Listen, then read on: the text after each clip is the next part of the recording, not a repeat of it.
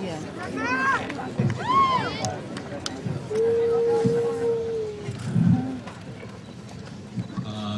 Greetings to Mr. Friedman, Mr. Cohen, Dr. Hodner, class of 2008, family and friends. What's up? Yeah. All right. Today, on our last day together as a class, we've looked back on our past up until this culminating point. We will be saying goodbye soon to our families, to our friends, and to the high school forms of ourselves. Starting our long and difficult journey into the rest of our lives, I think it's important to carry along with us some sort of message or moral.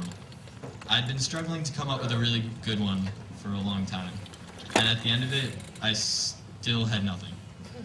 So I fell to thinking about all the things that have happened to me, to my friends, and to my school in the past year. And doing that, I believe I've found a common thread. For lack of a better way to describe it, I'm going to begin with the same anecdote that first came to mind when I was looking for my answers. This year I was fortunate enough to be asked by my friends to join them at the Model UN conference at Yale, and I hesitantly agreed, not knowing anything about Model UN, or the real UN for that matter. For me, the 4-day trip was a learning experience, but one that had little to do with the World Bank or anything like that. The real education I got on the trip regarded the people I traveled with, and talked with, and roomed with, and was most apparent in dance. Every year at the Yale Model UN, a big dance takes place on the last night, and everybody gets dressed up and has a good time. The entire night was a lot of fun, but one moment sticks out to me overall.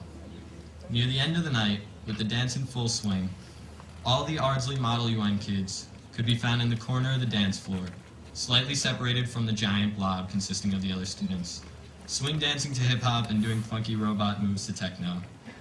And when the music stopped and the young men and women started to exit the room, I overheard one girl from another school saying to her friend, "They must all be from the same school." On the bus home from Yale the next day, I realized how touching that sentence and that trip had been to me. There's probably a better term for what occurred over that long weekend, but I called it bonding. And as I stand here, speaking to all of you, I can't help but think of high school as one long bonding experience between us all.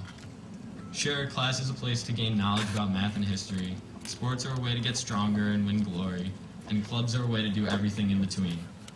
But they also serve the purpose of helping us to get to know each other, to spend time with each other, and to become closer with each other. What we will all take away from high school is more than awards and grades and technical skills. We have participated in something bigger than any of us could imagine.